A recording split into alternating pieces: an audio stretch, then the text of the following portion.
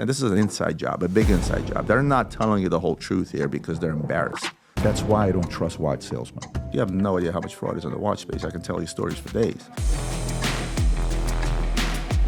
That's a $1.6 million watch. That's a $1.6 million. It's also made entirely out of a piece of crystal. Billion-dollar idea for the watch business. I'm about to shut down an entire idea. Ready? In one sentence.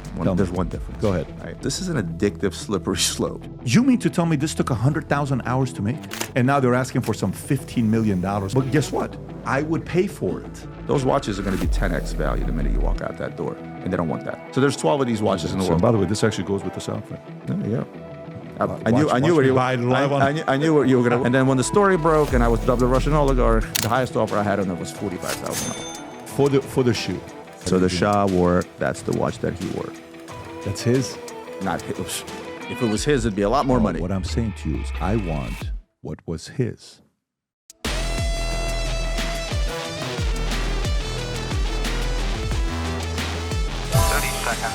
Did you ever think you would make it?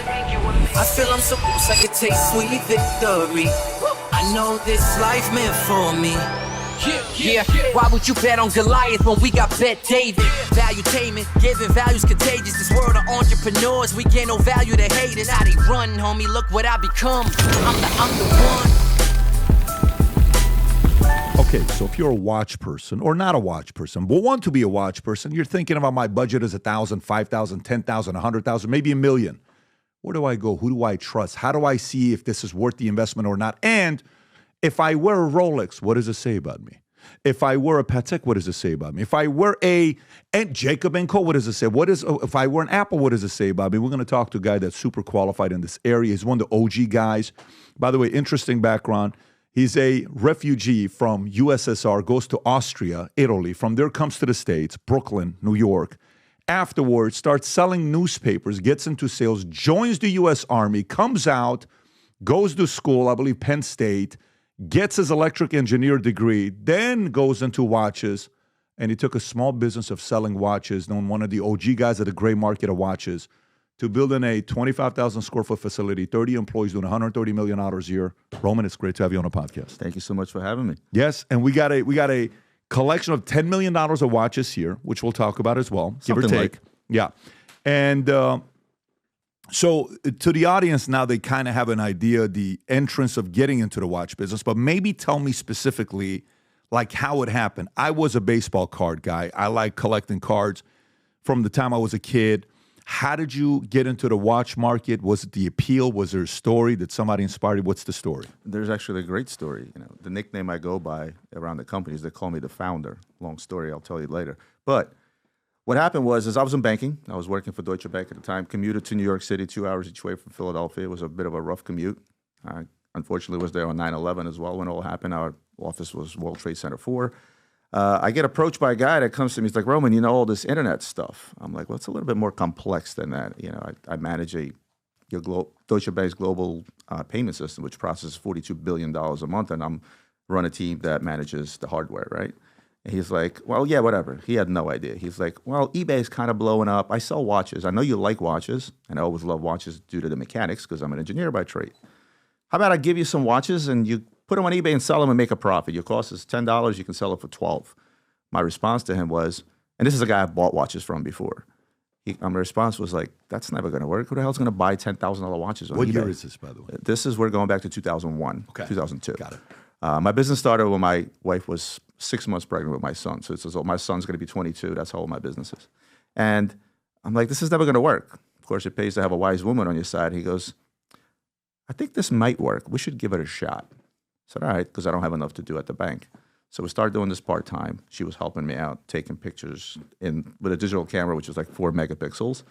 Lo and behold, 6 months go by, a guy buys a $9,650 watch. It was an Audemars Piguet Royal Oak City of Sales limited edition to 1,000 pieces. I remember it till this very day. If you have the kind of time to scroll back on eBay feedback on our store, about 50,000 pages, you can actually find that sale. Guy from Germany sends me a wire, $9,650. I'm like, okay, maybe this can work. What'd you make on that deal? I made $1,100. Okay. So is that real money at the time for you? Like, are you and your wife sending? So I'm making at the time. I'm living comfortable. I'm making $125,000 a year plus bonus at the bank. My wife was at home at the time, and I'm like, okay, well, this is nice. Now, after taxes, that paycheck dwindles down to about $7,000 a month, which was really good money 20 years ago. And after about a year of doing this part-time, my son is born, sleepless nights. Just so you understand, I would leave at 5:15 in the morning to go to New York. I would come back at 7:30 at night. My son was already asleep, and he was asleep when I would leave. I would see him on the weekends, literally. And then I would do this stuff part-time. Again, there was no iPhones back then. There was no this high-speed technology. So I would do this part-time, and sometimes I'd get to bed at 2 o'clock in the morning. Plus, the team that I ran were 12 guys that worked out of Singapore, 12-hour time difference. So sometimes my lunch meetings were at 2 o'clock in the morning. Let's just say the bags under my eyes speak for themselves, right? I worked an average of about 40 hours to 50 hours at the bank and another 30, 40 hours doing my own thing. And I did that for almost 3 years.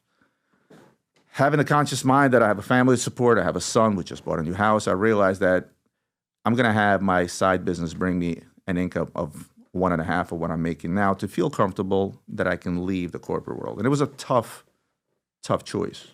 I was progressing really fast where I was. I had an opportunity to go far with the bank. But I did see economy shift post 9/11, and I saw a lot of guys get up and leave one day. And I'm like, do I really want that to be me? If I mess something up, let it be on me, not a corporate decision. I never blamed the bank for it. It was a proper corporate. They'd let go of 15,000 employees at that point, mostly out of New York. Every other guy on my floor got up and left. And I said, you know what? I'm here. I'm making the same amount of money as the bank is bringing me. I can support my family. I'm going to go full time. And then the website came, and the rest, as they say, is history. Very cool. Congrats on the success. Thank you. With watches. I think the way, how did you and I was looking at buying what was it? Buying a Patek, right? The Grandmaster. The Grandmaster. Right. And then I talked to a guy who, through Adam, the gold guy, funny guy, Max. Max, who is very funny, by the way. He was at our Connect event, and I just like his. He is we call him a piece unique in our industry. Yeah, he's a great friend of mine. He's a great guy. He's different. Yeah, and so we're talking about this watch here, yes. And I call you, I'm like, hey, what do you think about this watch? I'm calling a bunch of different guys. I'm ready to, cut a check on a watch. I'm like, hey, well, before you do this, you may want to think about XYZ. And from there, the conversation turned. I bought a watch from you for my wife. I think I bought that like 2-3 months ago, and you were able to make that work. And it was very easy dealing with you, yourself, Adrian, the crew. So the experience was good. But I got a bunch of different questions I want to ask you within the watch business, okay? From somebody who is not in the space, somebody that, maybe is, somebody that is an obsessed, watch guy. When you think about buyers, your customers, there's different profile of customers that buy watches. What do you notice? Profile of watch buyers. Is it a guy that, hey, he had a big commission day, $50,000, wants to drop $20K on a Rolex? Is it a guy that's always coming back buying? Is there a guy that's trading? What profile of customers do you guys have? It's really not about profiles. It's really understanding what your client wants, finding out what your client wants. And it changes with times. Just like trends change, times change. Social media revolutionized the world to an extent where I would say the number one reason a person buys a watch today is flex, right? That would be the number one reason. Then you have a type of client though who is a big horological geek. He wants complications. He wants watches that are uber complicated. He wants watches that can be a full-blown perpetual calendar, not just a daytime watch. You also have guys that are quote-unquote investors, right? While I tell people watches are not an investment, they're an expensive toy first and foremost, which is the first thing I told you, That's if you right. remember. You did tell me that. Yeah. You were the one that came back to that. I can't believe you're talking me out of a $5-6 million watch, right? But there's a reason for that, because my job is to educate the consumer first and foremost to a point where they would feel stupid to buy anywhere else, regardless of price, within reason. That's always been my motto. And then when people ask me, hey, can you suggest a watch? I come back to them with questions and I ask them, hey, what sings to you? Is it the history? Is it the brand name? Is it the flex? And I always say, please, if it is the flex, let me know. There's nothing wrong with it. Majority of buyers are out there for the flex aspect. But there are, of course, different type of flexes. So you have your vintage guys, you have your modern guys, you have your latest and greatest guys. Then you have the impulse buyers, the guys that see me post a watch on Instagram and 5 minutes later I get a DM and they want that watch. They want it now, they want it yesterday. Those are the impulse buyers. Those are guys that usually end up trading back and forth all the time. I have clients that will literally trade me watches on a monthly basis 2 to 3 times. Every time I'm making a profit. Every time they're seemingly taking a hit. But they don't care. They're into for the hobby. They want to do it all day, every day. And then you have the guys that are seasoned collectors that are putting it away as a portfolio. hey, Roman, I want to put away X into watches. And it usually ends up being watches that they never thought about buying, nor are they very flexy, nor are they something that people want to show off. So stories with watches, like you'll see guys will say, I see you wearing this watch. I see you wearing that watch. Like cars, like, I'll talk to my youngest son. I say, I just see you in a Porsche, and he likes the Porsche a lot. My oldest son, a truck or a Jeep, right? You kind of see them in that. Do watches match based on personality, size, skin color, industry, wealth? Is there a match with it as well? Like what you wear, what you don't wear? How do you view watches? Like if I go to a place, I want to buy a suit, I'll go to a guy and say, hey, Stefano, here's what I'm looking for. Here's what you need. You need this, that, and you need to do this. You need in your closet to be this, and that. How do you, to a buyer, somebody that's thinking about buying a watch, when it comes down to buying a watch, you got to keep in mind with this, that. What would that be? So it used to be very stereotypical. Your stockbroker had the gold Rolex, right? Your car salesman had the gold Rolex, right? And most of the stuff was Rolex. You had guys that were in the upper echelon of corporate world that would have Pateks. But those things have changed, and the reason is perception in the world. You walk into a corporate environment, you're wearing a $100,000 Patek Philippe, that will work against you regardless of the position that you hold. If you hold a high position and you're not walking in wearing a diamond-encrusted Jacob, because now you're looking down to those that work for you. We have become so infatuated with perception and how we're seen by others that everything you just said has gone away as we know it. However, there are certain questions that I would ask an individual in regards to, hey, what do you do? What's your day-to-day look like? Who do you interact with on a daily basis? If you're a plumber coming to fix the plumbing in my house, you're not going to come in wearing a big diamond watch. So a lot of the stuff comes down to practicality, right? Hey, do you have an active lifestyle? Do you go skiing all the time? Are you riding motorcycles? Are you riding bikes? What do you do on a daily basis where I can put you into a watch that can withstand it? But the very first question is budget, because I say buy what you like first and foremost within the budget that you can afford. Don't overspend, because this is an addictive, slippery slope. You start down the slope, you can see how quickly you're going to want another and another. You mentioned baseball cards. I collect Formula One cards, and I know exactly, it's the same exact concept. I want every card in every set and every grade and so on and so forth. It gets away from you very quickly. But for, say, today, it's the trends that dictate what one would put on his wrist. And then you have the big trendsetters. You have the big celebrities, some of them you had on here. Guys like Jay-Z all of a sudden set a trend on vintage pieces. But then again, it started with Kanye when he put on the Cartier Crash, seemingly a woman's watch, that started the craze for smaller collectible Cartier watches. Jay-Z is wearing a version of this watch with a baguette bezel today. He actually bought that recently, a couple of months ago. How much is that worth? That one is about $800,000. What is the story of that watch? So this is a 6'2". You want to come see what that watch is? Go for it. So this is a vintage Rolex Daytona. Back in 1986, Rolex started what we like to call off-Cadillac pieces. You would know them as, for example, the Rainbow Daytona today, right? That's an off-Cadillac piece. You have the Tiger Eye, basically gem set encrusted watches. Well, this is the watch that started back in 1986. They made it with a diamond bezel. They made it with a diamond bezel diamond dial. And they also made it with a baguette bezel diamond dial, which is the one that Jay-Z wears today. Production on these pieces were extremely low. We're talking about maybe 30 pieces. You got to be kidding me. Oh, it gets rarer, trust me. So there's only 30 of those. Exactly. Okay. So when you talk about a short production number, because Rolex doesn't make limited editions, they just make short production. This was a test. Will this work? Can we get somebody to spend an exorbitant amount of money when on a in Rolex? 86 it came out, what did they sell it for? In 86, this watch traded somewhere around $6,000 or $7,000. Oh, so from there to now, trading at... You want to talk about investment? I know you're calculating things in Right. your head. Yes, absolutely. This watch, you want to talk about this watch? How about this watch? This watch originally sold for... Daniel. Let's see. This watch, I'll show it to you. This watch originally sold for around $3,200 back in the early 80s. Last auction result on this particular piece was $1.25 million. What is it? It's a Patek Philippe 3700. So all the Nautiluses that you know today were born from this watch when Genta designed it back in 1976, like the Royal Oak he did in 72. Of course, that one's a little bit more special. That was made for the Sultan of Oman, the late Caboose. This was? Yes. And see that little stamp on the dial? Yeah, that's... So one without it would be about a $300,000 watch. That little stamp makes $1 million difference.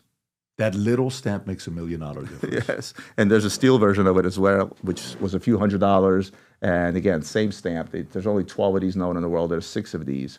There's also a white gold version that we sold There were 3 in the world. One is in a museum, one we sold, and one belongs to a collector in Germany who's got more money than Germany. So that one sold for $2 million. So you sold that one for $2 million. Yeah. So what is this one going to sell? So this one is going to be 4 1/4. 425. Yeah. Okay.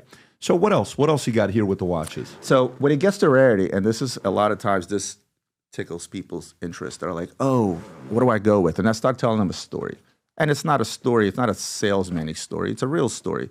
So there's 12 of these watches in the world. Seemingly a Rolex Daytona, if you look close enough, it's got a blue dial. This was a friends and family executives edition, right? This particular watch has provenance. It used to belong to Adam Levine. But there's only 12 of them. And they were given to high executives and friends of the Rolex family. So this was never sold publicly. This was never sold to an individual. It was only given as gifts to high executives as well as certain friends of the brand. 12 ever made. They rarely come out in the market. They rarely trade, right? But then you can flip the What would that trade for?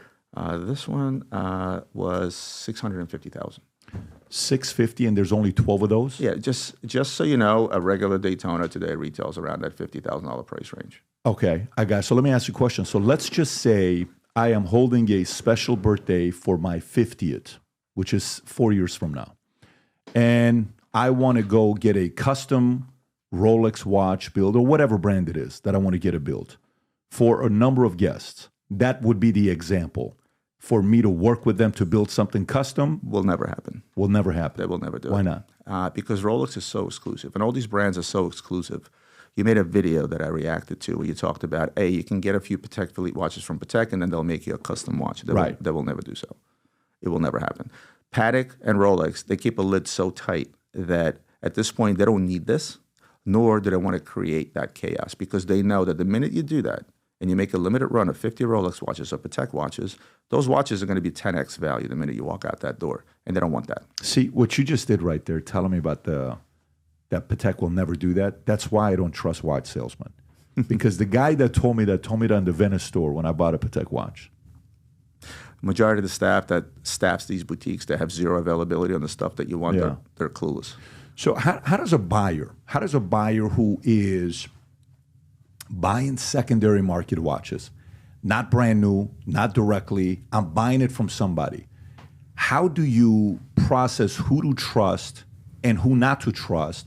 Like, for example, this is why when you and I spoke, I was about to probably dump $10 million into watches. And you pushed me away from it. And you remember when you and I talk, I'm like, listen, Roman, you make me not want to buy these watches, right? I was ready to go buy 10 million set of for the family. I know if I buy $10 million worth of cards and I ask the seller to meet me at PSA's headquarters, they'll go there. The president of PSA will be there. Hey, would you mind if we put in a new case and you look at this card and verify it? Great. Can we put it in golden, vault? No problem. Or heritage. Can we do something? Yeah, go to this guy, go to that guy. Great. There's a vault for me to go to. PSA, graded, all of that. So in the card community, back in the days, there was a lot of fraud. Like even the first Hannes Wagner card that Bruce McNall and Wayne Gretzky bought, later on stories came out that card was cut, okay, edges, which made the corner so perfect, but, it's not the same size as a regular Hannes Wagner card. Like, wait a minute, you just, the corners were cut. Yeah, that one right there that sold for $451, I think at an auction in New York, if I'm not mistaken. Yep. Back in the days that the two of them bought. And I think nowadays, if you want to buy Hannes Wagner, you're going to spend, I don't know, $1 million to $15 million, depending on which one you're buying, the quality, but right? But when it comes down to watches, there is no PSA. There is no BGS. There is no Beckett Grading Service. There is no SGC. How does a buyer trust the fact that they're buying a watch that's not fraud? How do you do that? You buy the dealer, not the watch. And I've been saying this for 20 years. And I tell people, there's a ton. You want to talk about fraud in the card space. You have no idea how much fraud is in the watch space. I can tell you stories for days. But I tell people, buy the dealer, not the watch, and do your homework. And the number one rule is actually very simple. If it's too good to be true, it usually is. Give you a quick example. A guy calls me up. It's like, Roman, it's like, I want to buy this two-tone Rolex you have for 10 grand. I said, okay, no problem. He's like, but listen, I'm a little hesitant. I got burnt before. So what happened? I said, I bought the same one on eBay, and it turned out to be a fake. This is years back.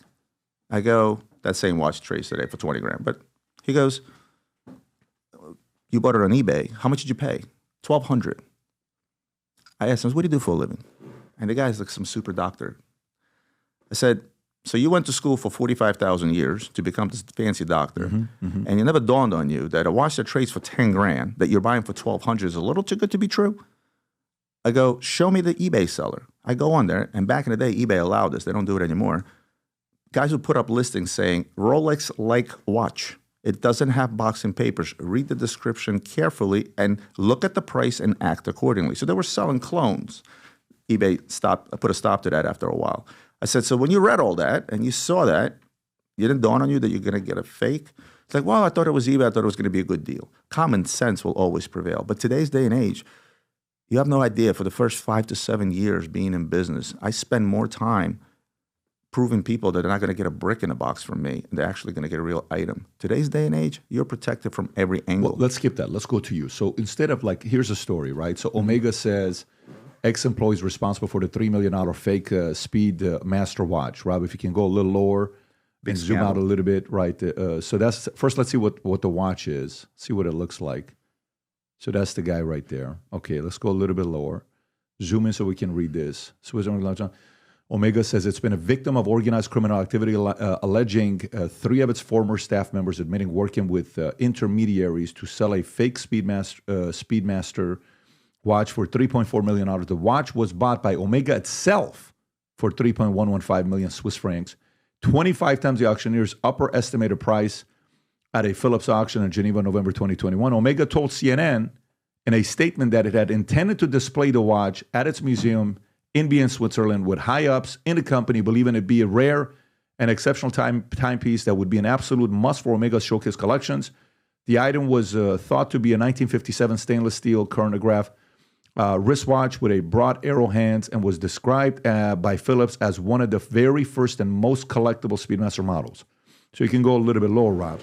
So if these guys at this level screw up, I'm talking about not me trusting you. I want to know you. Like, they come to you in the dealer world. How do you know they're bullshit? How do you know? Because sometimes... First of all, notice they said organized crime. This was a scam long coming. A lot of people out there, when it comes to the vintage world, it all comes down to knowledge. You want to buy from the most knowledgeable guy. Why? Because when you're going back to the 50s and the 60s, Rolex has the shittiest records, and so does Omega. Their archive and their record system, they're terrible, right? Patek Philippe probably has one of the better archive systems due to a friend of mine that worked there for 15 years creating that archive system, sitting in the basement, doing all the research. There's no internet. There's no Google Lens, right? So this is records that you're relying on from the 50s. One of the guys was working for the Omega Museum. He was very knowledgeable in what the watch is supposed to look like. They buy a watch that has the same case, that would have the same type of movement. They did something to the dial to turn it brown, right? That wasn't done naturally. They did something to the dial to turn it brown. Go back to that, Rob. Go ahead, I'm listening. Turn the dial to brown. Right?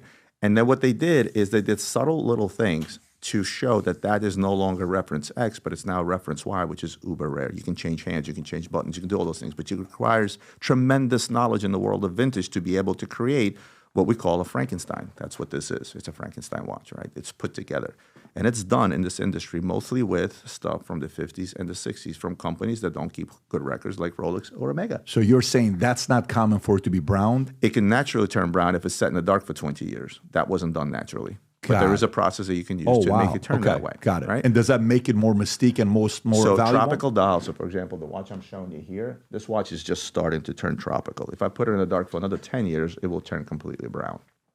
But does that make it more valuable? It does, because it makes it a lot rarer, less of something. This is what it comes down to when it comes to vintage watches. So this was done maliciously. It took a couple of years of planning. The original watch that was actually sold in auction. They augmented the watch a little bit. And then eventually, if you take a zoom in to this versus the original auction result a few years prior, you can see certain scratches that match, kind of like a photo match. Got it. This was done maliciously. Let me tell you what happens, or at least what I do when it comes to vintage timepieces. What I do is I partner up with an individual whom I trust and who I know is knowledgeable. Because the biggest fear I have is to sell you a watch where there's something not correct on the watch because of my knowledge. If I don't know something, I will reach out to an expert. I have a friend of mine, his name is Adam Golden, Menta Watches, and he's a vintage guy. He's actually an attorney who turned collector, who then said, screw being an attorney, I'm going to be a vintage watch dealer. He knows his stuff inside and out. He lives and breathes vintage watches. So rather than me taking a shot and saying, hey, Patrick, here's this great watch, and you pay me $1 million, and then Patrick finds out, well, the buttons are not original, something is wrong with the dial, it's been relumed, refaced, repainted, or something like this. This is the worst of it. I'd rather make half the money and have an expert on my side the way I can confidently walk into a room and say, this is a correct watch, and this is a watch for you. So, but how about when you're buying from a private owner who's not in the business? How do you know if the watch he or she is selling is fake? Well, first of all, I can tell a fake watch from a room away. How? Right? Experience. You can't buy experience. How did Omega screw up here? Because this was done by people that worked for Omega in their museum that were verifying all this stuff. You understand? This is an inside job, a big inside job. They're not telling you the whole truth here because they're embarrassed. But when you have somebody on the inside who's supposed to be the guy telling you this is the correct watch, do you know why it fetched so much money? Because the insiders knew that Omega was going to bid on that watch. And you know when Rolex or Omega come to the table in auctions, that's when records are set because they don't care. They keep the paddle up until they win because they want it for their museum. Got it. Okay. So what else? But when you say you can tell from, like, give me the most basic stuff. Like for me, I can, certain things in my business, I can see if somebody's full of shit or what they're doing because I've been in the business for a long time. So I'm with you. I read that part as well. But I'll be able to say, 1, I'll look at this. 2, I'll look at this. 3, I'll look at this. 4, I'll look at this. 5, I'll look at like, hey, how do you know somebody's, the other day we get an email, hey, I'm stuck at the airport. Can you please send me $2,000? My credit card's not with me. Oh shit, Pat needs $2,000. First step is what? Go check the email. Oh, it's not Pat's email, it's fraud, right? Like basic stuff like that. What are some specific trust and pointers? verify and really process. So any watch that comes in, we do buy a lot of watches from the public. When it comes to buying B2B, I only deal with dealers with whom I have recourse. So if something happens down the line or something is wrong, I know I have recourse. I can return the watch for a full refund. So I deal with trusted individuals. But when it comes to buying from the public, it gets a little bit trickier. So we have a service center. Every single watch that comes in from the public goes to my service centers. I have 3 watchmakers sitting there that will test the watch. I don't care if it's a brand new Rolex and it seemingly looks okay and the paper's okay and everything is okay, it still gets checked inside and out.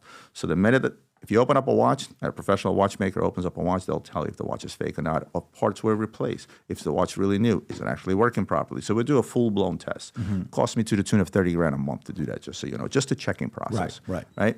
That's number one. So you got to qualify a watchmaker to do so. After it comes back from my watchmaker and it hits the sales floor, there's another check. Adrian, my head buyer, who you just met earlier.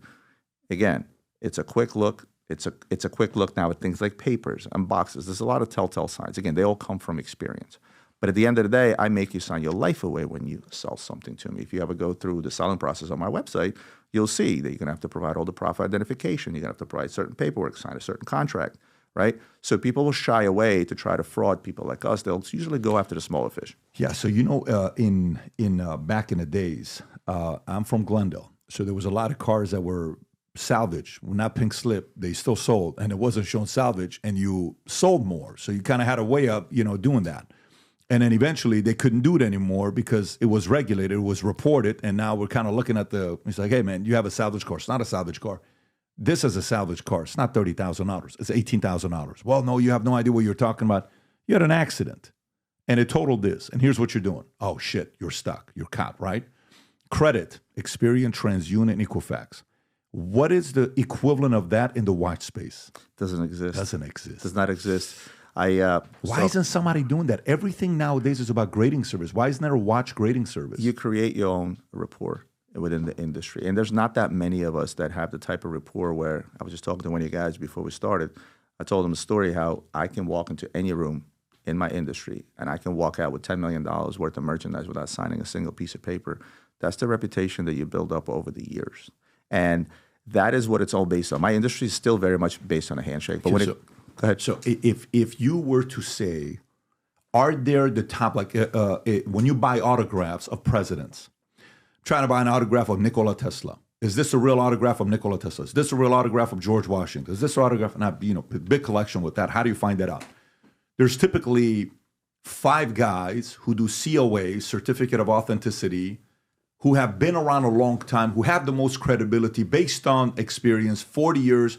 If the COA comes from this guy, boom, you're good. This is a real autograph. If the COA comes from that guy, boom, it's good. Who's the COA from? Such and such. I've never heard of them before. They just started 2 years ago. I'm not trusting this. That's a fake, right? You kind of move on. So, $1 billion idea for the watch business. What if somebody came out with a grading service for watch? It's been tried, there's a multitude of companies out there that are really concentrated on something what we call, is the watch clean? Because the watch could be stolen, right? That's the biggest issue that you face in our industry. You never know, a watch could be stolen. I've had issues. In fact, 3 months ago, guy calls me up, hey, Roman, I bought this Richard Mille from you. I just want to get it serviced at Richard Mille. They're telling me the watch came up flagged. It's red. There's no real system in the watch world to know if something is stolen or not. There's not a centralized system. Think about it. Europe, you have the Interpol. Here, you have the police. You have insurance companies. You have all kinds of stuff. You have guys claiming watches to be stolen just to get paid from the insurance company fraudulently, and then they go out in the open market and they sell them.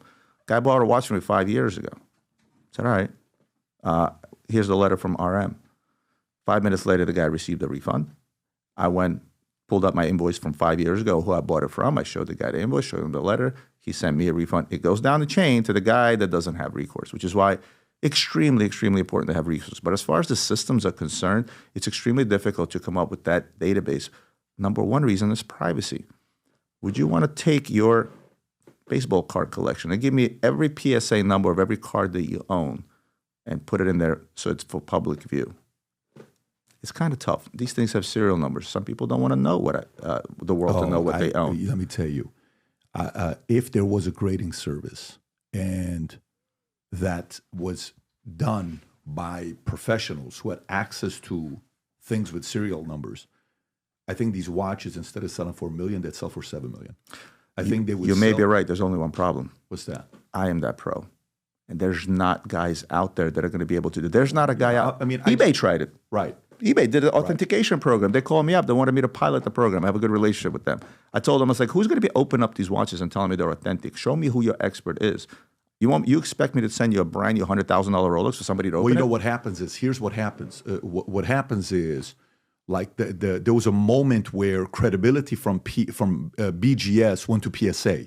Yes. And the market had, wait a minute, who's authentic? Oh, that guy left BGS, Beckett, and he went to PSA. No way. Yeah, they also went, this other guy went, that other guy went, what? And they're giving away 9.5s for nothing. Dude, PSA is not going to give you a 9.5. They're going to give you an 8 or 9 or 7, where you can get a 9.5. So a PSA 8 is worth more than a 9.5 BGS? Yes. Wow. Why? Because the top graders went with PSA. That's why I asked who the top guys are in the space. Because if this came in right now, Rob, can you do me a favor and go to CGCC? Just type in CGCC and type in Spider-Man. Maybe I'm not saying it correctly. CGC. Okay. So if you go to take one of the C's out, so CGC. This is, type in CGC comic books. Okay, CGC comic books. So what CGC does, click on that, zoom out a little bit. CGC is the grading service for comic books. That's what these guys do. And it was founded just 24 years ago, okay?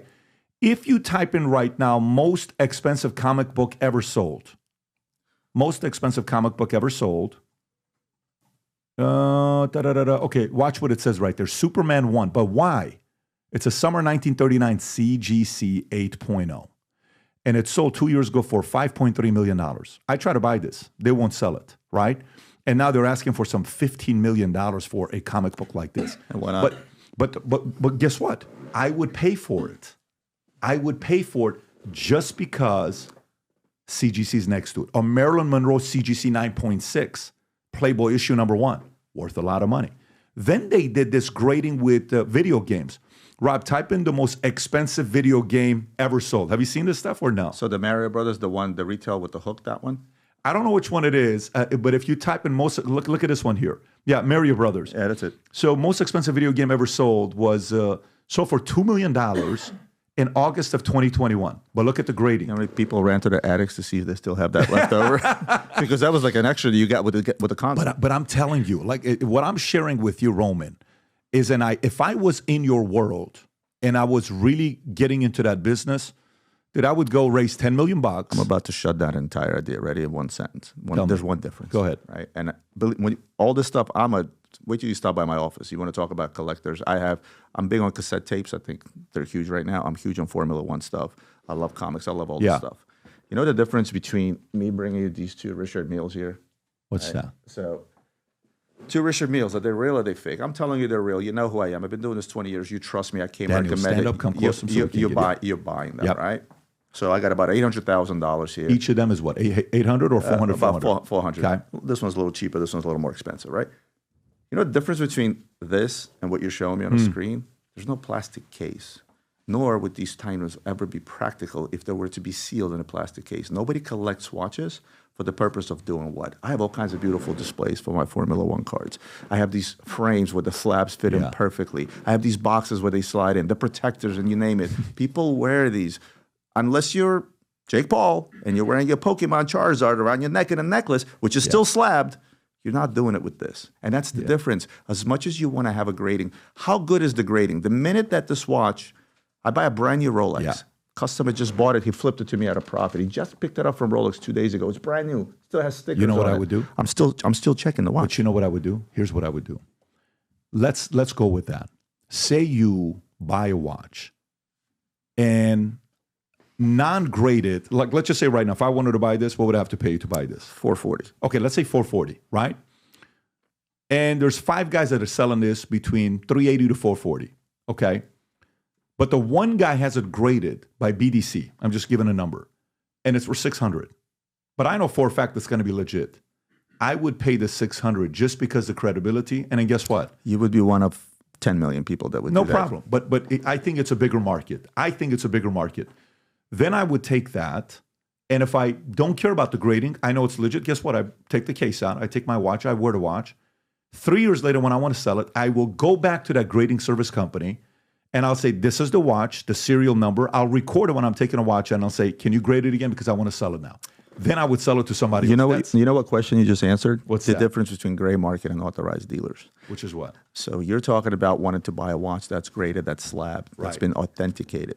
There's a slew of people out there that will still go out to the world and pay full retail for a watch they could easily get brand new on a secondary 30 to 40% off, but they still feel comfortable inside to walk to an authorized dealer, an actual store, where this is a company boutique or an authorized dealer, and they're buying that watch. What you're talking about is the difference between buying the gray market and buying from an authorized dealer. Because when you walk into an authorized dealer, they're authorized to sell the brand. We're not. We're the gray market, right?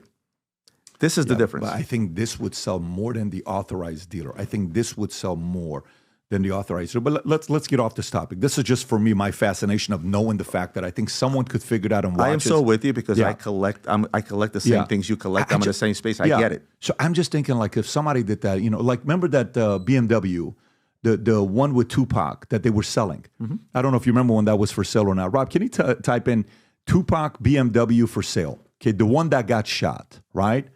Is that the one? Can you go type in? Look what they're selling it for. See the number? Mm-hmm. $1.75 million. Okay, so can I fully get it from the VIN number? Can we go back and check the? I don't know. I don't know if I can or not. It would be some processing that I would want to do for me to say, yeah, this is the role, well, this is not. Maybe they changed it. Maybe they did this. Who's the grading service? Am I going based off the DMV? Do I trust 100% DMV? I don't know. But again, for me, it's purely the grading. But let's go back to it. You said something. You said you made a video when the fact that if you have this many watches with Patek, they'll make a custom watch for you, right? Okay. So for a guy like me, I bought this watch. This is the first watch I bought. I bought it in 2015. I was in Paris. We had flown in from Dubai. And the watch couldn't be sold for another 6 months. I go downstairs to the sales. I said, what do you have that you can't sell? He says, I have this. I said, what is it? I have that. Why can't you sell it? Well, I can't sell it because the market, we just got it. There's only a few of them, but I can sell it to you in 3 to 6 months. I said, well, I'd like to buy it. So I'm telling you, I can't sell it. Anyways, by the 5th day, we build a relationship. He agreed to sell it to me. No problem. I bought the watch. I bought this for my son. This is for my oldest son. I bought another Patek for my son. I bought a Senna, my daughter Senna. I bought it for her. My wife bought everything I own with watch. I'm not in the business of reselling. I'm in the business of, hey, son, I wore this because when I was in, France, I bought this for you because you were 3 years old, and I said, one day this is going to be yours. I wore this watch when we sold our company, and I was wearing this. History, family, it means a lot to my kids, right? You're the same with art. I love it. So, but going to it for a guy like me who would like to put on a big 50th birthday party and reward the people that have been most influential in my life. And I would like to find a way to make a custom watch collection to sell it to them, okay? who would I go through to be able to do that? Nobody? You're not going to Patek. You're Okay. not going to Rolex. Okay. You're not going to Omega. But there are plenty of brands that would love an opportunity. And so, for example, Big brands or like the new brands. ones? So, for example, I brought with me Ulysse Nardin, right? This is a Jackie Mart minute repeater, striking time. This is one of the most complicated movements that a watch can have. A minute repeater. It beautiful, by literally the way. chimes out the time, right? So it will, if I wind it, you can hear it. You can actually, let me just wind it real quick. And it's also a mechanical automation, kind of like the big clocks they had in medieval times. So if I depress this, you can, well, you can take the headphones off. See how the guys are moving and striking a bell? Wow. By the way, that's a beautiful watch. So that's You gotta all- come close and see. Daniel, come here. You got to see this. They made only 30 of those. Okay. It's a $380,000 watch. And obviously what you're paying for is the complication. Not only does it chime out the time, it also actually animates on the screen. And Jackie Mart's quick side story goes back to, literally means guys ringing bells. So think about medieval times when either you wanted to tell people what time it was or you wanted to warn them of a fire or anything like that. That's why it's called Jackie Mart's. Although there's another theory that in 1905, some monks wrote a book that talked about Jackie Mart's, a guy named Jackie Mart's, who invented the automation of the clocks actually striking bells automatically on top of the towers. But there's always a story behind this stuff. So you go to a brand So like not Rolex, not Patek, not Omega. you go to a brand like Ulysse Nardin. Now, mind you, they've been around since 1846. They made their money in marine chronometers. In fact, they were so good that the English Navy ditched their marine chronometers and they were able to use theirs, that they sold them throughout the time. U.S. Army, same thing. They used chronometers at sea because back then you needed to know where you are at sea, right? And what you needed to know is the difference of time that has passed since you left the port of entry so you can calculate where you actually are, right? So they made their big name. They've been around since 1846 continuously. This is a brand with a ton of history. So this is a brand that would actually value somebody like you. Remember, Patek, Rolex, some of these brands, they'll have their noses up in the air. Omega is owned by a big group, right? It's this watch group. How about AP or VC or those guys? AP is also going to be very difficult. A lot of these companies, the industry that you're going into, they have their noses up in the air and they think about how is it going to affect us and what is that going to start. If PBD wants to have a watch made, then the next guy is going to want to have a watch made. What they do instead is they take on ambassadors, they make limited editions for them, right? So Jay-Z was an ambassador for AP. LeBron was an ambassador for AP. John Mayer's an ambassador for AP, right? They either make a limited edition or they'll make a run that is designed by the if they do a person. limited edition of 30, they're not giving Jay-Z the 30 to do. They're giving one to Jay-Z. That was a big thing, by the way. Francois, the ex-CEO of Audemars Piguet, he came to the Swiss and said, "Hey, I want to use this hip-hop artist as an ambassador." And they all flipped out. What are you talking about? World of hip-hop, AP, where this... Because remember, these are all suit-wearing, white glove, very conservative people. They only allowed him to create... They did 10 pieces in platinum. They did 50 pieces in rose, and they did 80 pieces in stainless steel. And they only allowed him to sell it in America. But when they sold like hotcakes, this thing came with an iPod signed by him, big box, awesome watch. And when they saw the success of that, that's when they loosened up a little bit. Oh, there it is. And what did that? So they gave it to Jay-Z, and then they sold the rest. Jay-Z got one to wear one Right. as an ambassador, Sure. and they sold the rest. And they sold like hotcakes. In fact, they sold over retail. This is back in those times. The AP offshores, limited offshores, were the hottest thing, and I was selling a ton of them. So, if a stainless steel wanted back then retail for somewhere around that $15,000 to $17,000 price range, they were selling on a secondary for $35,000, Wow. And what's it selling for today? $17,000. 17,000. Trade. This is when people ask me about watches being an investment. You have to remember one thing. You are joking. Trends. Think about the trends, because this is what's selling. That's the latest and the greatest for AP. The Frosted Rainbow. This is the watch that trades at double its retail value today. Trends. Remember, this is something you put on and you wear and you flex with. And now what do? With the fuel of social media, you look up to those that you admire on social media. What's make this special? So this is first of all, it's a frosted finish. So if you notice, feel it. Oh my God. It feels like sandpaper a Oh little bit. my This is God. all hand hammered, Daniel, can you zoom in on this? It feels amazing. right? You also have a rainbow bezel. So these are sapphire bezel done as a rainbow. This is obviously Rolex started with the rainbow Daytona, and then everybody kind of caught on with it. It's also a skeleton double balance. It's a super accurate watch. So what does this go for? You said This is going to cost like $380. this is 380. But in this, when it first came out, what was this when it first Well, came out? the MSRP on the watch is $168,000. And it's selling for $380 right now. Exactly. What is it going to be worth in 15 years? Back to $180? This is where I wanted to talk to you about investments, right? Notice I brought a little bit of everything. I brought the latest and the greatest and the hype, right? But I also brought you proven pieces. The last auction result on this watch was $1.25 million. And that watch is how old? This watch dates back to late 70s, early 80s. Late 70s, right? got it. So that's an investment. You buy that, you set that aside, you're going to be fine. But then here's the thing. It also depends on the quantities, right? And who actually owns these watches in the market. So if you think about it this way, if I needed to get you 2 of these, you call me, it's like, I want one for me and I want one for him. I would say, sorry. I like them a lot, so. That much? Not that much, but I like it. But and my response to you would be, I'm sorry, I'm going to have a hard time. Yeah. You're going to be like, well, why? Well, there's only 6 cities in the world. So what am I going to do? I sold one of these before. So this is the second one I have. Yeah. I would go back to my client who paid me $1.2 million and say, listen, would you consider selling your watch? Now, people that are buying $1 million watches, they're not exactly somebody that are motivated by money. They're motivated by things that nobody else has and they can't have. And I'm going to have to make them an offer he can't refuse. So if you buy that watch and tomorrow somebody wants it, you say, you know what, Roman, I'll part with it, but I'll need $2 million. Imagine if you owned the highest graded Mickey Mantle, the one that sold for $12 million, right? Mm-hmm. And you're that collector. What would it take for you to get rid of that card? It would have to be some ridiculous offer or something where you know what? If you get me the #1 Superman, I'll let go of this. Like on Ken's show, right? Remember that whole ordeal with the comic books, the last episode that he did, or the last season? By the way, I'm interviewing with Alex at my office when I get back on Thursday. They're doing a whole interview. They want to talk about Formula One and collectability and all that stuff. Alex Guillaume, the one that was on the show. Yeah, yeah.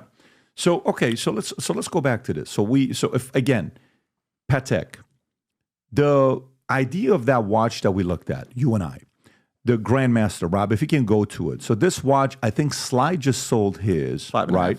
5.2. I think I saw 5.2. Was it 5? All in, it was $5.5 million. 5.6. You're adding the 22% or whatever. Well, you have to. Totally get it. So if you take the 22 out, you got to put it in there. I get it. Okay. So what makes this watch unique? Where when you and I were speaking, I said, how many of these did they make? You're like, nobody knows how many they made. Is it 8? Is it 12? Is it 16? It's not high. Is it less than 20? Most likely, yes. More than 10? Yes. Okay. So 10 or 20 of this they make.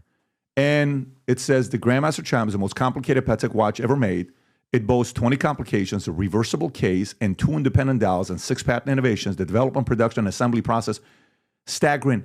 You mean to tell me this took 100,000 hours to make? 100,000 hours. So I was about to buy one. You and I talked about this, and you persuaded me to get away from buying it.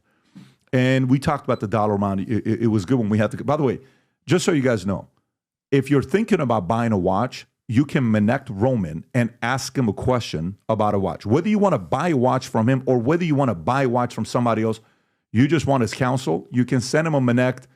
And I would highly recommend you ask an expert like him before you buy a watch.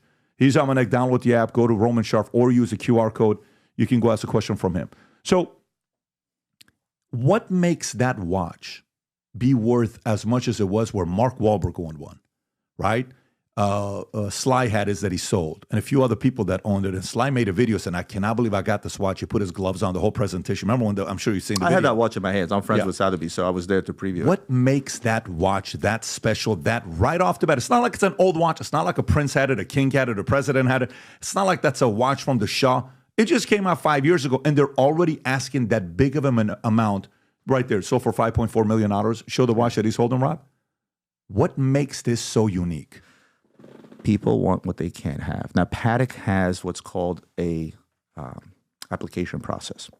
In order to get up to that watch and to be able to get it from Patek at retail, which is roughly about half that, right? You would have to have a history with Patek dating back years.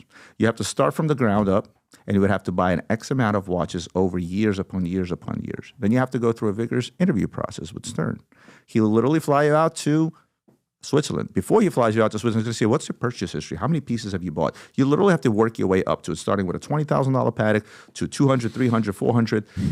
To get to this, which is the ultimate grand complication. And this is the biggest scam that a company can create, and I salute them for it. Imagine this. You want to spend $2.3 million on a watch. You call Patek Philippe, and they say, well, what have you bought from us before? Where's your history?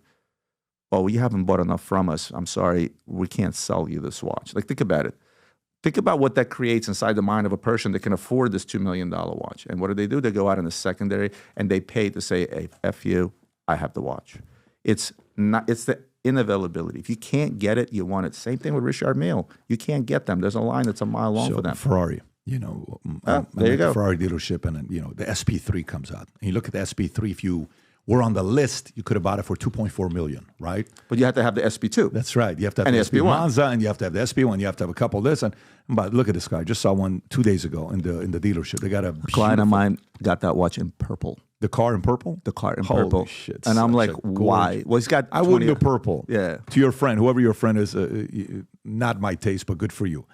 When I see this car, you're just like, you freaking car. I want you. It's gorgeous. And I'm a LaFerrari guy. My youngest son liked the Enzo. So we look at the Monza. We want to get some kind of a collection to put in the hangar. But you want this SP3. If you're not in the system, haven't bought them. By the way, Jay Leno cannot stand Ferrari's point system. Cannot stand how they work. I mean, he's been so critical that he doesn't even buy anything directly from them because he can't stand the fact that they do what they do. You need to own all these other cars. With Patek, similar system. What you're saying? It's literally exactly the same. Okay, perfect.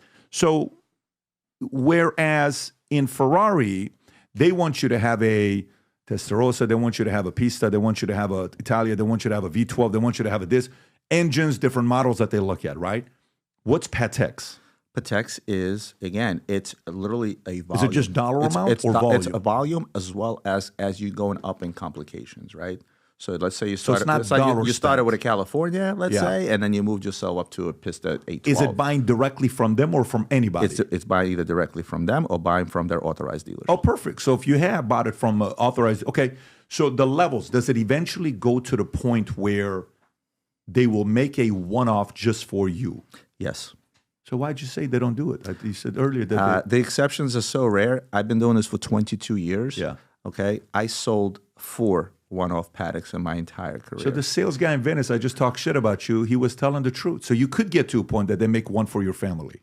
Yes, but the amount of spend and the connection, it's also not just about the spend. It's also about who you know and how important are you of a figure. It's not about sometimes even the spend, but they have shied away from doing stuff that's unique for many, many years. The youngest piece unique Patek, actually we sold one last week, but that one dates back to the 70s. It was a unique dial, special order dial. It was an $880,000 Patek. But there's only one of it. There's only one. I've sold a 3939. If you saw that watch, we call it the billionaire's watch. Put in Patek 3939. That look like $500,000 to you? Is that what it is? Yeah. Well, the one I sold was, I think the retail originally on the watch was somewhere around 300 and something when I first sold them. This watch was made with a black dial for someone. At the time, the market on a regular one was $350,000. That one sold for $550,000. Again, somebody had a relationship. Somebody had somebody on the inside. Don't forget, that happens too. Because that particular watch didn't really come from a collector. It came from an individual who posed as a collector for many, many years, had some inside hook within the company, managed to get that watch. And then when it does happen with that relationship, whoever the individual is, what does that look like? Is that you go in, what do you want to be unique about it? What would you like it to have? Does it have meanings for your family? Is there certain things? There's going to be limitation out the wazoo. There's not going to be, I wanted an orange dial with these markers and I want you to put a diamond at 11 o'clock. That doesn't happen. But is it kind of like you go there and the artist tells you, here's what we're going to put together for your family, or do you have any influence over the art? You have some influence. For example, you can deviate just a tiny bit because most of these unique watches, they usually have some sort of a different dial, and that usually translates into a color. So if a watch that's normally not made with a black dial and you ask them for a black dial with red markers, they may entertain that. Got it. So it's not But dramatically. you're not going to see a dramatic difference. In fact, most people won't know that that's a one-off. And why is it, when it comes onto watches, would you put them at the top? Are they the cream of the crop? So Rolex is king and Patek Philippe is the Rolls Royce, right? When I say king, I say in terms of sales. I mean, this is a company that spits out over 1 million watches a year. Their sales in 2023 were more combined than the other 3 brands below them in terms of sales, right? Rolex is number 1 in terms of popularity up here. So it's Rolex, Mercedes. Rolex, yeah, I would say so. And then Patek is Rolls Royce. Patek is Rolls Royce. And what makes Patek Rolls Royce? It's the prestige. It's the prestige. Majority of their catalog is pretty conservative. They tend to to a older crowd, a more successful crowd, I would say, Rolex is a first money watch, right? My very first watch was a Rolex I bought at a pawn shop for $1,000 when I got my first corporate job. My Rolex walked into the room 5 minutes before I did. Hey, everybody, look, I have a Rolex on my wrist, right? People don't do that with Patek. Why not? It's more conservative. If majority of their lineup, what's hot now is their Nautilus, is their stainless steel stuff. The young kids are wearing that because it's hot, it's popular, it's in all the rap songs, right? Where 90% of the Patek catalog, you can get at a discount. You know that, right? 90% of their entire catalog I can bring to you at a discount. How much of a discount? Anywhere from 10% to, if it's on a secondary, maybe less than half. Don't think that Patek and every single brand, to include AP, are big almighty like Rolex. Rolex is the mightiest in terms of majority of their catalog today trading at over retail. That's how popular they are. Yeah. With Patek, it's Nautilus, it's Aquanaut, and a few other brands. I just typed right now Patek's market cap, $2.37 billion. And they're the third largest market cap. And it got 6% of the market share, okay, when you look at them. How about Rolex? Rolex, Rob, can you type in Rolex market cap to see? Rolex is at $11.25 billion market cap. Cartier's at 3.59. Omega's $3 billion. Yep. Omega's $3 billion, and these guys are at 2.6. Omega is the money horse for Swatch Group. So I noticed a stat that Humberto was showing me earlier. Only 2% of watches are made in Switzerland. Yet 50% of the value of watches is from there. Why is that? Imagine what one is good for, right? If you look at certain countries, you can say, hey, you know what, Belgium's are known for their chocolate. It's the best chocolate. They invented chocolate, right? I was actually at the shop where the chocolate was invented in Brussels, right? It's in the middle of Times Square, right? The shop is still there. It was done for medicinal purposes. How good was it when you had it? Like right there. Great. I love chocolate. So for me, I'm just like, and then, but it's the idea. I am in the shop where it was invented, and I'm eating this chocolate. It's like, you know, and if you think about a fancy watch, you automatically think Swiss, and that sticks with you, right? You think about car engineering. And I'm not talking about Ferraris. You think Germany, right? Why though? Why is the history Swiss though? Why is there a history of two guys and it's got So original watch started. The original, very first watch, as we know, was a drum pocket watch that was done. The oldest known example that exists today dates back to 1525 to Germany.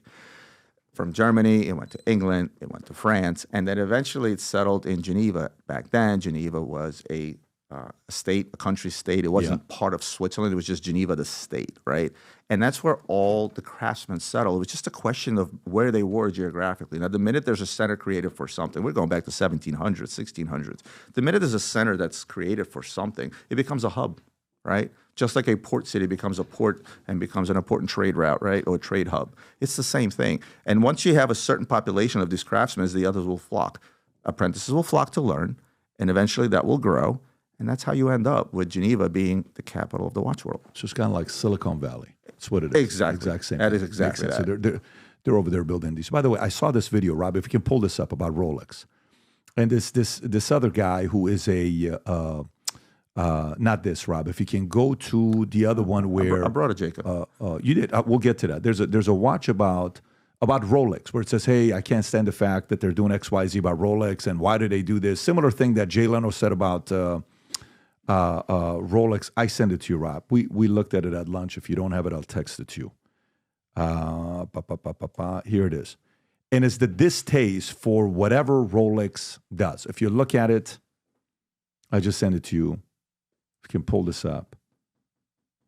Yeah, and it was what makes people annoyed about Rolex. And I'm curious to know what your reaction is going to be to this. Go ahead, Rob. Buy a Rolex. Yeah. What's so funny? We ain't selling you a Rolex. Well, I got the cash right here. If you buy $50,000 worth of jewelry, I'll put you on the wait list. $15,000? How long is the wait list? Yep. Anywhere between 1 to 2 years. Okay, let's get 10 of those watches right there. Thanks for your purchase. We'll reach out if we have a Rolex for you. Yeah, this is one of the reasons why I am absolutely sick of Rolex. The attitude, the arrogance, and definitely the dealing under the table. Because this happens every day. I shit you not. I was in America 2 weeks ago. This is literally what a dealer said to me. I'll help you out, but you need to help me out. You need to put some money under the table. It's a disgrace and it's bad for the industry. I would like to buy... Is that really happening? So the fat funny guy on the screen is actually a friend of mine. When he said he was in the U.S., he was at my house. But let me tell you how it all works. Think about a store. You're a dealer. You have a Rolex line, right? And you're a business. right? You get allocated only so many pieces. Now you go online and you say, the number one most popular watch in the world is the Rolex Daytona. It's the most known watch, right? And it's also the one that's consistently has traded over its MSRP dating back to when I started, when the MSRP was $5,400, right? Today it's $16,000. I'm a dealer. I'm getting allocated this watch, but along with it, I'm also taking 20, 30, 40 other pieces that don't sell over a list. In fact, I have to discount them. They're also hard to sell. And I see a Roman out there selling, at the peak of the market during COVID, the Rolex stainless steel Daytona traded at $60,000. Client calls me up and he goes, Roman, they're giving me a Daytona at retail. I said, okay, but they want me to buy a pair of earrings with it for $35,000. Do the math. 35 plus 16, we're at that $55,000 price range. What do you think of these earrings? What are they really worth? Because I'm going to dump them. I don't need them. $700, I told him I can sell them that pair of earrings for. If you did the math, at the time that Rolex traded at about $50,000. You take the earrings, they're not doing anything illegal where Rolex can't penalize them for it. But at the same token, they're getting all the money. You know why? Because all that dealer has to do is pick up the phone and say, yo, Roman, I got 5 Daytonas for you. What are you paying? Oh, market is 55. Here's 50 grand a piece. That's it. It's that simple. Wow. What happens with the Ferraris? What happens in car dealerships? You know, when these things are reselling for it, what you mentioned the SP3, what's the market? 5 million on it? Double? $4 or $5 million. Yeah, exactly. Yeah. But if I now I got a guy that's sitting there making a $65,000 salary as a salesperson, and his job is to stand there all day, say, no, you can't have this Rolex. Let me put you on a list. I walk in there and say, hey, 10 grand under the table. What is he going to do? It's real people. It's real businesses. It's not. It's just reality. Yeah, I mean, at the end of the day, when you think about the business side of it, it is business. I mean, you got to find a way to.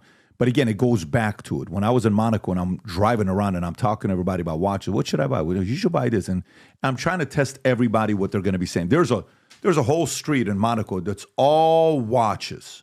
You go from one to the other guy to the other guy and everyone's talking shit about each other, but they're all friends. It's an interesting. You should buy from me. He's a good guy, but you should buy from me. Here's what I can do for you. And Have you been to 47th Street in New York? Similar. Do you have bulletproof underwear? Put them on. Is that what it is when you go there? No, but it's an interesting thing when it comes down to these watches. By the way, I saw an article, Rob, if you can go to this, and the president's timepieces. I don't know if you've seen this or not.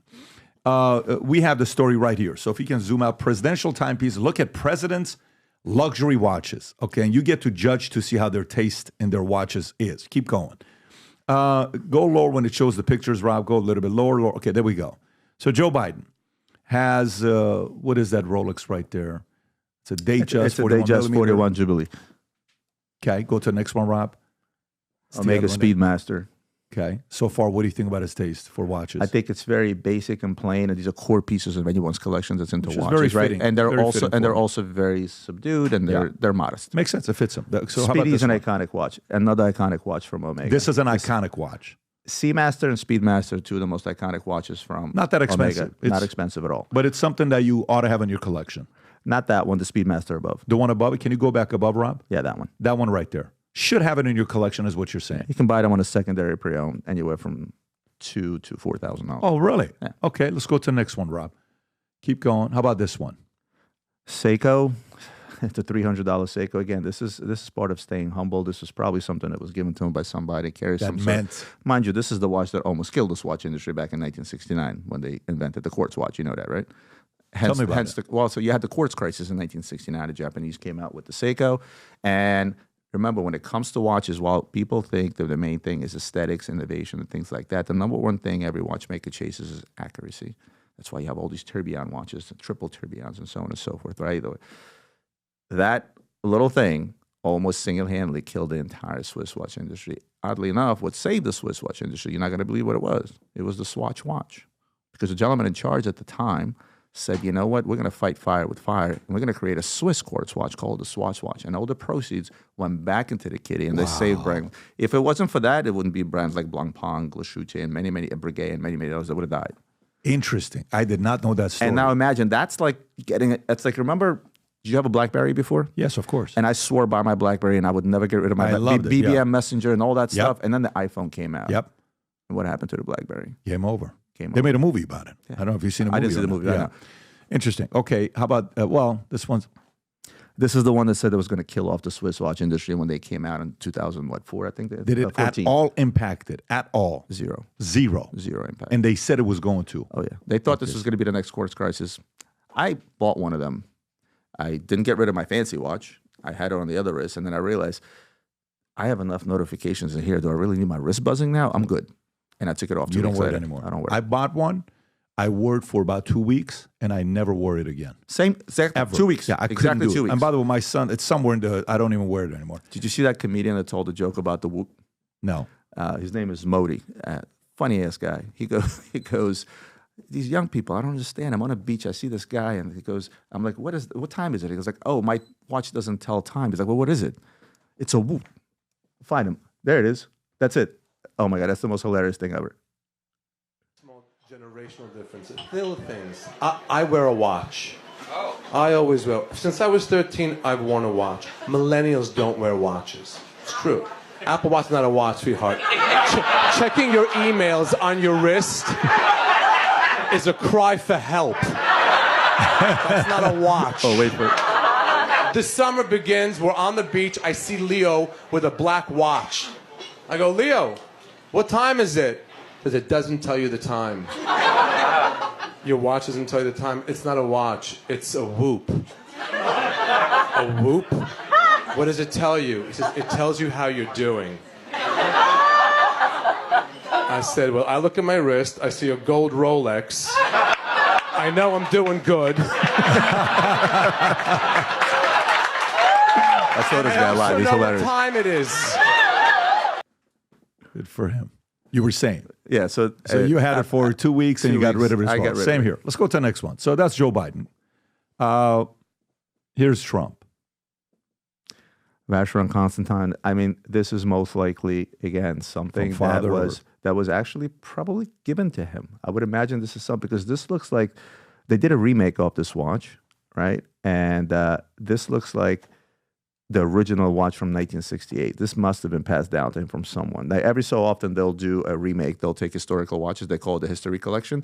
They're dubbing this to be the Historique. I think this is actually one of the original ones from 1968. Is this a popular watch or not necessarily? It's not. Okay, go to the next one. How about this one? Patek Philippe Ellipse. Now, the Ellipse, and this is the smaller version of it, this is what was known as the old man's watch. This was the Patek's answer to the big chunky gold watch to show off kind of thing. Never really took off, was never popular.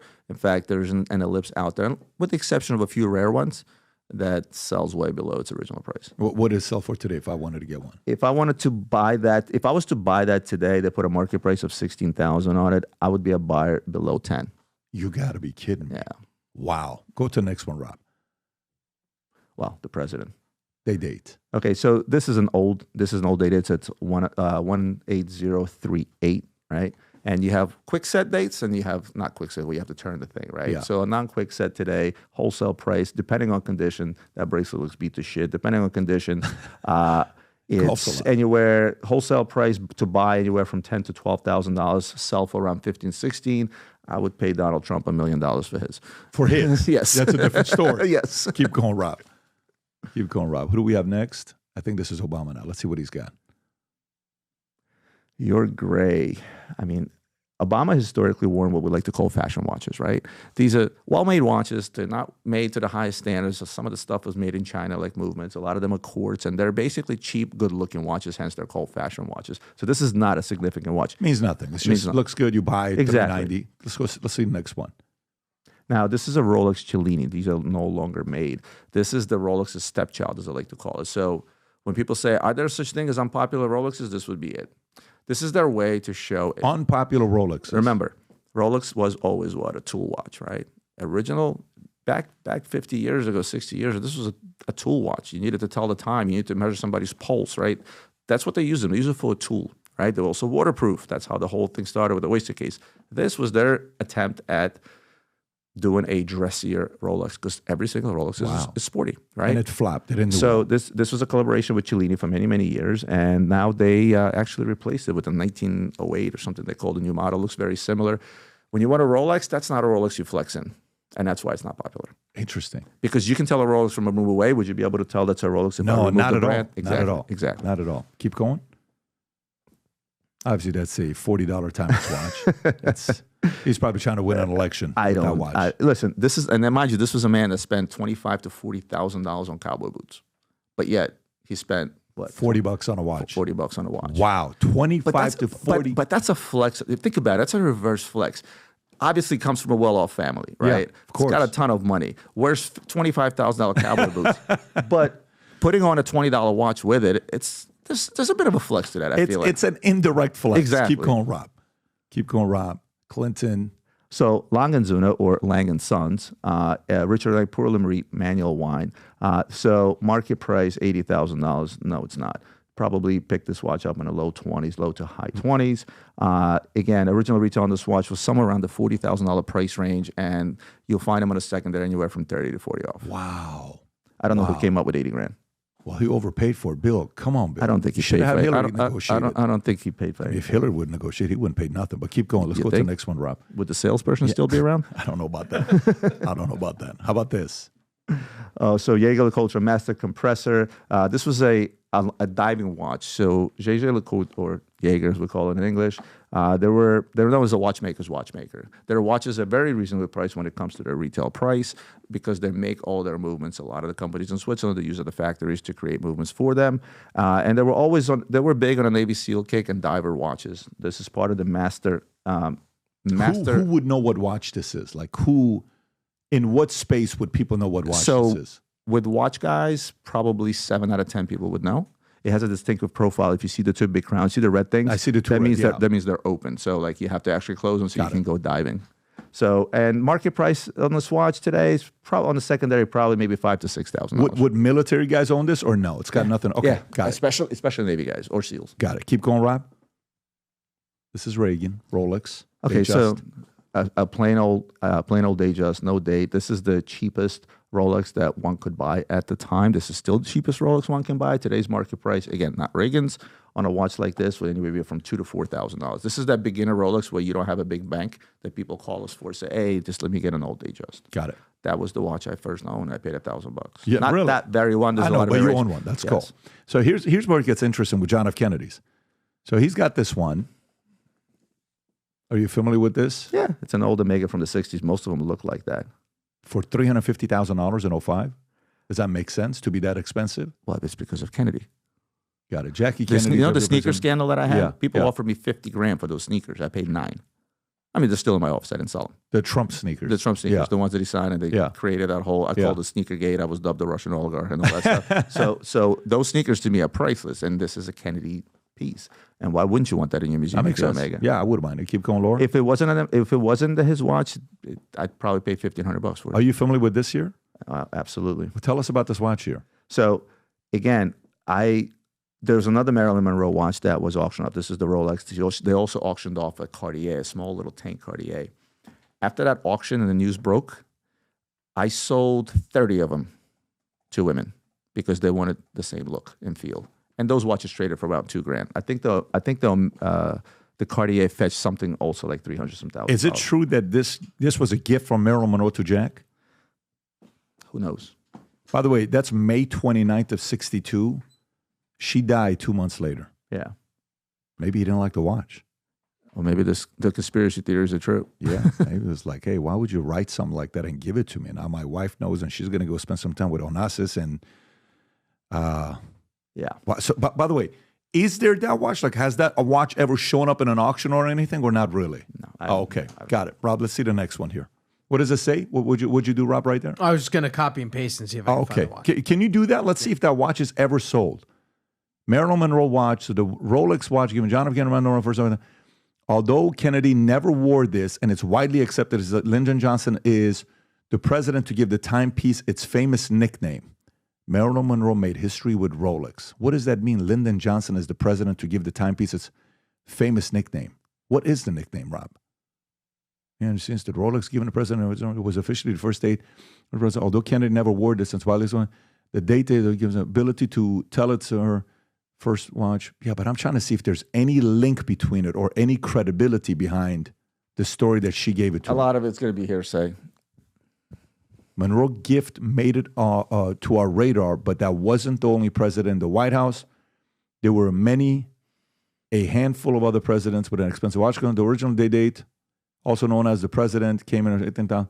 Interesting, 18K. So the nickname they're referring to is that they nicknamed the watch the president. So the watch that you're wearing, the nickname is the president. Got it. That's what you asked. So I'm asking to see if she actually gave that watch to him. Reporter JFK told his aide to get rid of this watch and the note, and it successfully stayed out of the public eye for more than 4 decades before hitting the auction in 2005 and selling for $120.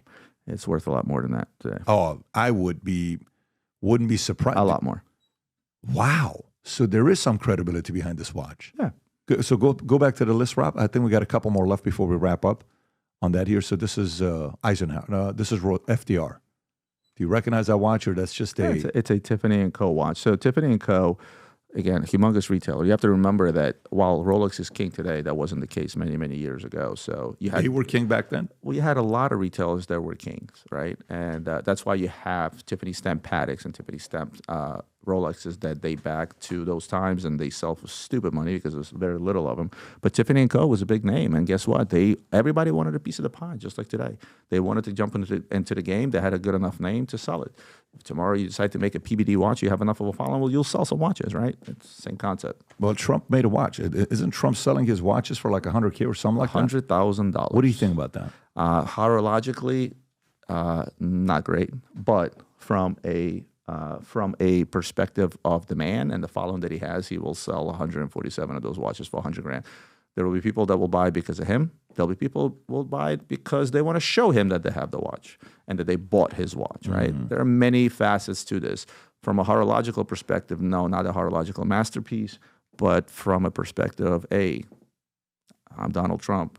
Here's a gold watch for $100,000. Trust me, there will be 147 people out there that will buy it. You think long term this will have any kind of value? Most likely not, due to the fact that they're making 147 of them. Yeah, so gold sneakers by if they made how many days did they make? 147. So $14.7 million. Yeah, give or take. Is there anything about the watch that makes it unique? No. And you're a fan of this guy? Yes. I'm a fan of the man. I'm not a fan of the watch. Okay, listen, even more respect. The fact that now, to be fair, you bought his sneakers. Yes. And what'd you pay for it? $9,000. You paid $9,000 for the sneakers. Yes.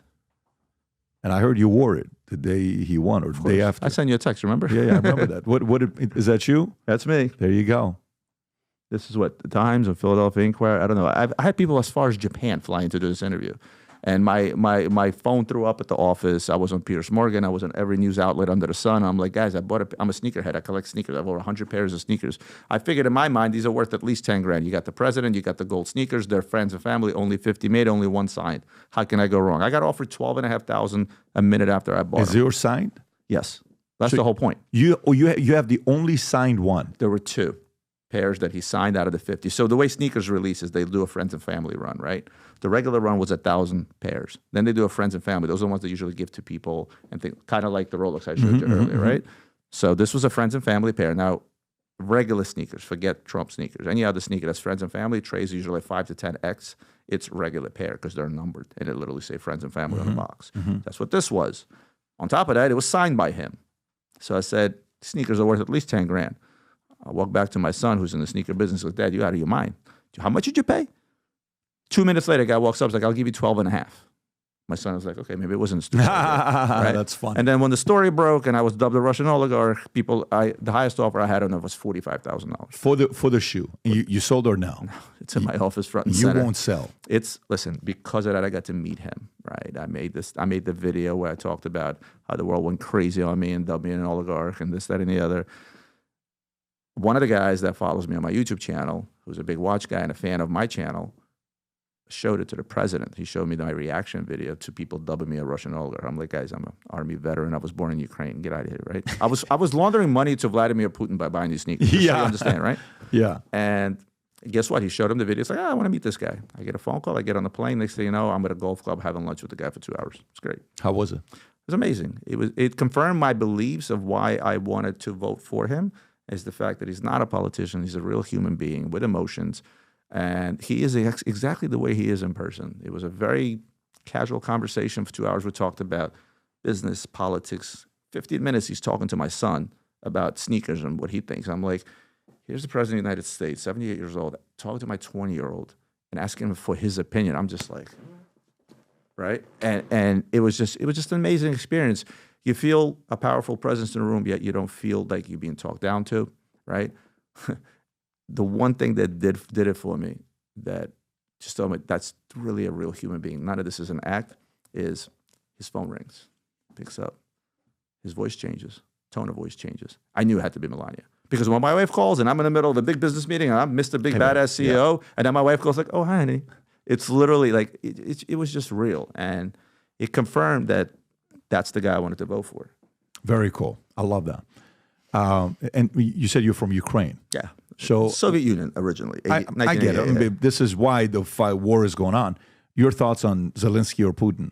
How do you feel about those guys? So one of the biggest heat that I caught after all this, how can you support Trump? And how can you, Right. he wants to cut off aid to Ukraine. I'm like, idiots. The war will stop the minute he walks into the office. He will be the one to stop the war. There's too much money being made on both sides. And I know how corrupt Ukraine is. I know how corrupt a lot of the former Soviet republics, which are now countries, that still are. It takes decades upon decades to get to a system where it's somewhat reasonable in terms of a government that is not corrupt.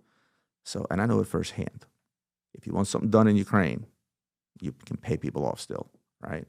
Even all the way at the top? Even all the way at the top. Zelensky.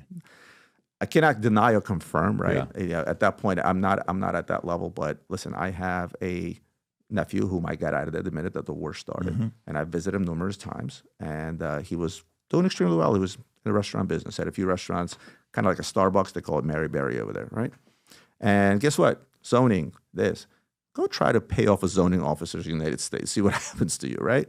Over there, goes, what's the big deal? Zoning? Oh, there's a playground 20 feet away. Here's a couple of $100. Goodbye. And you get anything done. That's on a very low level. Imagine what happens on a high level. Yeah. Do you think Zelensky, have you ever tried selling him a watch? Has there ever been No, I don't have any direct contact. Any chance of selling Putin a watch? Nah. Never. Putin wears a Blancpain Aqualung. Yeah, I saw these are the watches he has, right? This. Yeah. So What do you say about his watch? So I don't know how true this is. I don't know if he actually has those watches. The watch he was mostly seen wearing was a Blancpain Aqualung, which is about a $7,000-8,000 watch, right? So that one, there you go. The other ones, I don't know where they got that information. Go a little lower, Rob. Go a little lower. Keep going. Yeah. So the Patek Perpetual 5040, about a $45,000 watch. It's a nice watch. It is. It is. The FP Journe, this is a watch that trades at like triple its retail value. This is the entry-level Journe, chronometric blue, they call it. It's blue, and it's made out of tantalum. Really cool watch. How much is that watch? Today's market is $70,000, $75,000. Not worth buying it. It is. It is worth buying. It is. FP Journe, one of the, here, this is one worth buying. This is the cream of the crop. He's known for his tourbillon. His second made tourbillon just fetched and set a record. It sold for, pull up Journe record, $8.1 million it just sold for. It's the highest record for an independent watchmaker. That watch is around $550,000. This. Yes. That's the Journe to have. And this is going to retain its value. This is going to go up in value, actually. This is going to go up in value. Yeah. So if you ask me for an investment piece outside of these vintage pieces, this would be another one I would want you to buy. All right, I can't fit this one, but it's gorgeous. Open it all web. You got Pull. Don't be afraid. Okay. There you go. Yeah, this one's gorgeous. And that club is worth in Patek. You want to try to get an allocation for FP Journe. There's a circle and an inner circle, and you have to literally give your left kidney to be allocated an FP Journe, which is why pretty much all of them trade on the secondary 2 to 3 to 4x. This is gorgeous. This is absolute. And by the way, this actually goes with this outfit. There you go. I knew what you were going to wear it. Can you imagine? All right, so I'm going to make you an offer right now. $8.3 million. That's the watch. Wow. That was the second watch he's ever made. Who bought it? I don't know. Okay. I know there were two collectors. One came in from China, and I think the other one was from Japan. Correct me if I'm wrong. There was a big bidding war, and I know that it set a record. This is the highest ever number paid for an independent watchmaker. I.e., not somebody who's part of a group who's around 20 years old. And Journe, Francois Paul Journe, he is a beast when it comes to this stuff. So, as I said, because of the conversation we had earlier when we first met on the phone, and you asked me about investment type of watches. I wanted to show you something that's a little bit more diversified. It doesn't necessarily have to be something that's 50 years old. It could be something that's modern that you simply cannot get. The horology is there, the popularity is there, and the auction results are there. Which high-end watch gets the most criticism? Most hate. Like it's like, oh, those guys, you can just pay them this. They call Hublot. Really? Yeah. Why Hublot? Because of my little fat funny friend that you just saw on the screen, because he has a following on YouTube as well. I think my YouTube is 500,000 followers. He's like at 1.5 million, right? He's extremely funny. And he is somebody that started talking shit on Hublot a little while back. Did it actually work? Like, did they take a hit? No. Nothing. They just built a third. I was just in Switzerland. I was visiting some of the factories I do business with, and I drove by them. They started with 1 5-story building, then 2, now they have 3. Trust me, they're thriving, and they're smart because they support soccer. Do you have Hublot yourself? Of course. You like Hublot? Of course, I love Hublot. Okay, how about Jacob and Company? Absolutely love them for 2 reasons. Tell me. Number one, the 5 time zone, the iconic one. Who was it? It was Drake that just wore 2 of them. Remember, it was all over the thing. That was a watch that the movement was made in China. The case was made in China. It was a cheaply made watch with a diamond bezel that had 1.5 carats of diamonds and a colorful dial, and it worked off of a battery. Which one? No, not that. Put in Drake 5 time zone right there. You can see it. Second one? Down. Yeah, that's it. Right. The original is actually down on the bottom. See that the colorful one? That one. Right. So the very first version he made of it, and that was a watch that was, I don't know, originally like $6,000 to $7,000. This is Jacob the jeweler, who was in a booth, who started in the booth that was the size of just this part of the table you're sitting on 47th Street, in the corner of 5th and 47th, or 6th and 47th, right? He sold a lot of hip-hop jewelry. He sold a lot of stuff to hip-hop artists, and then he said, why don't I make my own watch? And that's what he made. It was the cheapest made watch ever. And guess what? I put that watch in the top 10 most iconic watches ever made. Really? Yes. Alongside with masters like Audemars Piguet and Patek Philippe. Why? Because of what it did and what this man has accomplished. Going from a booth this big to where he is today, building apartment complexes, the tallest in the world, and making watches such as this, and the celebrities that wear them, he revolutionized. He took the stuffy Swiss watch industry, and he brought the world of hip-hop and flex into it. He is the king of flex. He is the guy that, you want to flex? Here. Here's $700,000 on this, all yellow cut baguette diamonds and a tourbillon. This is $700K. Yes. And guess what? He now is no longer making his watches in China, obviously. He took horology to the next level. Did you see Jay-Z wearing the Bugatti watch he just came out with? I had that on my wrist in Geneva. I was proud to flex to say I was the second person to get that watch after Jay-Z. But he now uses a company called Concepto, which they make some of the most innovative movements and some of the most highest quality movements. So he went from that time zone watch to creating something like that. And that entire animation, that works. You press a button and those cylinders go up and down. And what did that sell for? What does a watch like that go for? The retail on that watch is $380,000. That? Yeah, and good luck finding one. You won't find that watch. Worth buying or no? If you want to flex, if you want to have that watch, and if you believe in Jacob, the man himself, then yes, I'm getting one. There's watches that I hear, like, don't waste your time buying anything, with those guys. I hear the criticism from guys in the marketplace on Huna. I've heard Hublot. I've heard few others. I've heard him sometimes with their, and by the way, some of the stuff is really creative. Matter of fact, Rob, isn't there, they have a $20 million gold watch, right? Wasn't there something with him that the billionaire. Right. Yeah, pull up Jacob and Co. Billionaire. Is that what it's called, the watch? It's called the Billionaire. Rob, see if there's a video. That's it. That's a $20 million watch. Yeah, Has he sold it? Does anybody own it? Does he still have it himself? Not yet, but he sold. This is one of the variations. Yeah. He made many of those. Like Floyd Mayweather had one. A couple other guys had one. Who has the biggest watch collection? Who has the biggest watch? It's going to be tough to say because do you quantify by a dollar amount or amount of watches? There's guys out there that have thousands of watches, but they're not that expensive. Quality, because somebody could have $1,000, $50,000 watches from the world of celebrities. Yeah, you got guys like John Mayer, you got guys like Mark Wahlberg, you got guys like Kevin O'Leary. So it's not billionaires. Not really, because Bill Gates wears a $40 watch. He wears he doesn't care. Yeah, he doesn't care. Remember what I told you when you said I want to see if I can get this $5 million watch. I asked you how many guys do you know that can afford the watch. You said, okay, that's a small pool. I said, and out of that pool, how many of those guys actually be willing to spend $5 million? Because some guys will be willing to spend $5 million. on a rookie Babe Ruth card versus an expensive watch and wear a Timex, right? It's not, watches are not, you have to be into this stuff. I was about to get it, and then I put it elsewhere. But by the way, Rob, there's a story, if you can pull this one up, and then we can maybe wrap up on finish 2 more stories I want to go through, and we'll wrap up. The story of a watch, Hitler's watch that sold for $1.1 million. Did you follow this? No. So if you go to this one, there's a story of, there was a watch he had. Is that it? Yeah, right there. So Hitler's watch sells for $1.1 million at controversial auction. You called it a porn. I'm going to let it go a little lower to see what the watch is. So despite this, Virginia, Maryland sold a wristwatch believed to have belonged to him for $1.1 million.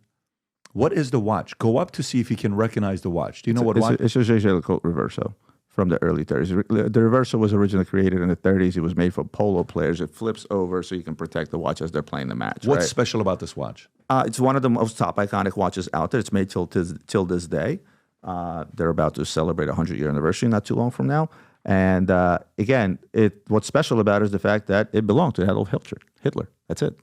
There's, you can buy a vintage Reverso from the 30s for, $5,000, $10,000, $20,000 depending on condition. Who bought it, by the way? Alexander's auctions, based on Rob. Go back on this. Maryland sold a controversial anonymous buyers. So of course. Who wants to be the guy to say I bought Hitler's watch? Including a golden eagle from Hitler's bedroom, several of the genocidal dictator sketches and painting and dress that belonged to Eva Braun, his wife. Auction house believed Hitler received a reversible gold watch made by Andres Huber on April 20, 1933, on his 44th birthday. It bears the letter AH, swastika and a Nazi. Wow.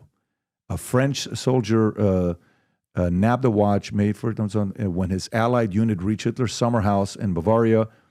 According to Alexander Auctions, the watch and its history have been researched by some of the world's most experienced and respected watchmakers and military historians, all of whom have concluded that it's authentic and indeed belonged to Hitler. Auction house. Well, consider that my real grandfather died in World War II fighting the Nazis. I wouldn't be the buyer for that watch, as you can imagine, right? Oh, and considering what, I wouldn't buy a Stalin watch either. So for me, it's again, there are people out there, believe it or not, a lot of the Nazi memorabilia that's being sold and traded today, I actually purchased by Jewish people. Did you know that? To get rid of them.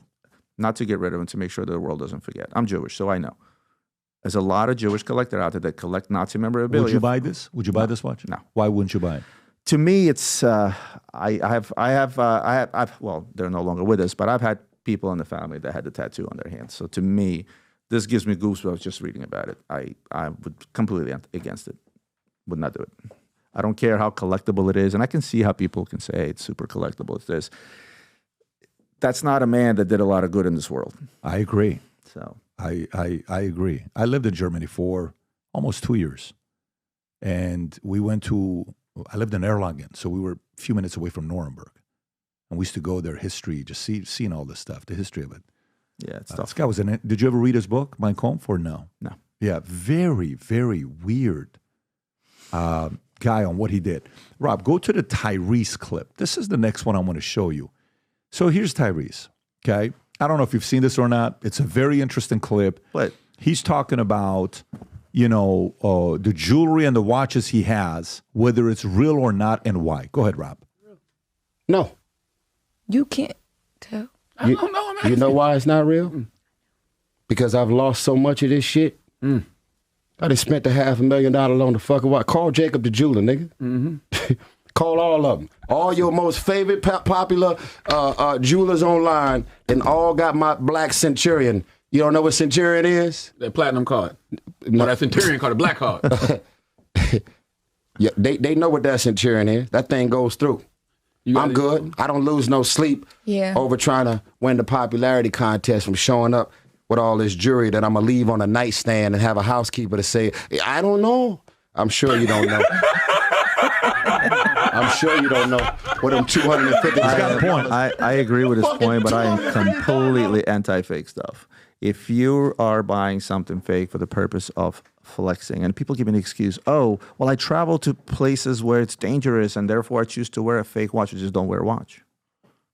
If you're gonna, the amount of time, effort, history, innovation, hard work, sweat and tears that goes into these little marvelous things that we like to call watches it's immeasurable. I can talk to you about for 10 hours. If I go down every single watch, we'll need another 8 hours to talk about it, right? I have respect for those that innovated over the last few hundred years. I have respect for those that created something that people thought was impossible to do. I just showed you a watch that has an animation on a screen. It chimes out the time and there's no battery inside, right? The craftsman that put the diamonds into this Jacob watch, or the double Spherian watch that you see over there. What is that one? This is a Purnell double Spherian watch. May I? Yeah, please. It was done by a gentleman named Eric Coudray, who is the second or simultaneously created what's called a 3D tourbillon that spins across 3 axes, right? Because the original tourbillon was made for the Queen for her pocket watch because it was running slow. So Breguet invented it to make the pocket watch run on time. And that was only working if it was perpendicular to the ground. This is 3D. That's a $1.6 million watch. That's a $1.6 million. It's also made entirely out of a piece of crystal. So you know the crystal on top of your watch? That entire watch is made out of that. Wow. The error rate on creating those crystals probably 7 out of 10 fail because you're literally cutting it out of a crystal. It's tough. But when I see somebody put on a fake watch because they're doing it for one reason and one reason only, there's no doubt in my mind that this is flex and flex only. You're trying to impress somebody. And to me, that is like the worst thing you can do to a watch, at least for me. If you come in and you wear a fake watch, and I will know from across the room. It happened to me at an event. We did an event with selling Orange County, the girls that sell real estate. We did a charity event with them. Guy walks in with a Richard Mille, and he was probably 20 feet away when me and Adrian goes, "Oh, that's fake." He didn't even know. He got actually duped. Also, he says. But fake watches and doing what he does, and you know what? Don't wear anything. That's it. I'm very anti-fake stuff. It's interesting that billionaires don't have a big watch collection. Like, you know what I would be... they do. They just don't show it and you don't know it. So we did an event. It was a client appreciation event at the Aquilina in Sunny Isles here. And Kevin O'Leary actually showed up when he wasn't even invited. He's a big collector. Somebody brought him. In that room, we invited 150 of our top spenders. So in that room, you had everybody's net worth started with an M, and there were 6 people in the room whose net worth started with a B, and those guys have watches. You just don't know about it because they're not in the limelight in the likes of John Mayers or Mark Wahlberg, et cetera, or Michael Jordan. Michael Jordan has a Purnell, by the way. Which one? This one. This is a piece unique. It's a one-off. So he has a red crystal. Really? And he paid for it. He wasn't given to him. Michael Jordan's a huge collector. What's the most unique watch he's got? Is that the one Purnell, the top right? That's it. That's the one. What's the most unique thing he's got? It's tough to say because there's really no information. I never sold him watches. I wish I did. I would love to sell the greatest player of all time a watch, but I don't know. I know he's got a ton of watches. I know he's got a lot of Urwerk. I know he's got 2 Purnells. And the stuff that you see online, it's not necessarily true, right? People find pictures, they see images. Well, that could have been an image taken if you tried something on. Does he own it? I don't know. Makes sense. Yeah, he's... I don't know why. He gives me the vibes of somebody that's got a big watch collection. He has a huge watch collection. That I can tell you. Who have you sold watches to over the years? Like who? I keep my client list fairly private. Anything that's public that people would know. I don't make it public. So people won't know who you've sold it or. No, unless if they say. So I'm not. So there's guys in my industry we call them clout chasers, right? Oh my God, I sold Patrick Bet-David a watch. Unless Patrick Bet-David decides, you did it on your podcast. In fact, you didn't even mention my name. You just said Roman. On your podcast, when you bought your wife a watch, you said, I bought it from a guy named Roman. That was the clip. I had 1,000 people say, hey, Patrick Bet-David just gave you a shout out. They knew it was me. And you only mentioned Roman watch. People know Roman watch. They figured it was me. So but if tomorrow you decide, you know what, Roman, I'm going to purchase this watch from. I'm going to make an Instagram post and I'm going to tag you. Great. I will never ask you to do it. Well, let me tell you what. I like the way we've done business together. My experience has been superb with you, and I said that at the beginning, and I said it. The best kind of sponsorships are the ones where you don't ask for it and the customer does it. And that's why I said everybody should go on Minect and ask you questions before they make a purchase for a watch. It's good to have access to somebody. I'm going to be live as soon as I get back. I'm just finishing a couple of things with your girls. Yeah, they're gonna look at my setup. Fantastic. I'm probably going to go live next week with it. And again, I'm taking all the proceeds and they're all going to my charity. Fantastic. Respect to you, Roman. For me, if you want to know what this customer is looking for, okay, anything with history tied to my community, Iran, Shah, Assyrian, Armenian. Pull up Audemars Piguet Cobra. go to my website, actually. Go to luxurybazar.com. Shameless plug. Type in Cobra. Just click the whole thing right here. Or just go to Audemars Piguet. It's fine. There we go. So, this is the one that so the he did. Shah wore the watch. If you go third to the right, that's the watch that he wore. That's his? Not his. If it was his, it'd be a lot more money. What I'm saying to you is I want what was his. I want to know what he had. I'm interested in that. Okay. Because that, if you got something like that, or we got 4 years to go till I'm 50. If we find out someone that we can make something that's going to be unique to people that are important in my life. I can get that done in the next 2 weeks, so don't worry about it. So that's the other one to be thinking about, to be unique from a bigger name that we have. Okay, so that's that part. And then the last one would be a one-off from, Paddock or somebody like that we can make for the family. I would have a lot of interest in that, to put something there. So if we had to... Well, I appreciate you giving me Mission Impossible. Thank you so much for well, having me on the listen, podcast and leaving me with Mission Impossible. You said you were very competitive, man. I said, let's do it. Let's have a conversation We'll make it together. happen for sure. Yeah, so those are the things that I'm interested in. To me, I don't have any fake watches. I'm not in a business of having fake watches.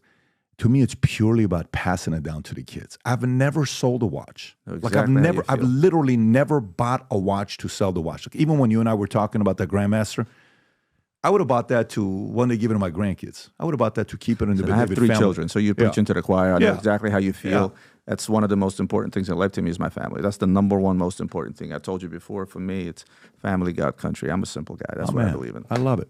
And you like nice sneakers, so you have good taste. Yes. This was great, man. I really enjoyed it. It's good to finally meet you face to face. Absolutely. This was fantastic. Appreciate you for coming out, brother. Thank you so much. And guys, all the links, everything will be below. Take care. God bless. Bye-bye. Thank you, guys. Guys, I get 1 million DMs a day. You guys are asking me, how do I get into the watch industry? Well, I've been doing this for 22 years. I don't have time to answer 1,000 DMs a day. I try my best. However, all those questions can be asked of me on Minect, and all the proceeds from those will go to my charity.